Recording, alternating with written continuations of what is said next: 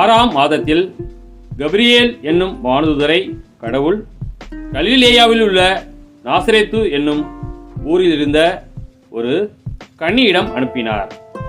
அவர் தாவீது குடும்பத்தினராகிய யோசேப்பு என்னும் பெயருடைய ஒருவருக்கு மனம் ஒப்பந்தமானவர். அவர் பெயர் மரியா.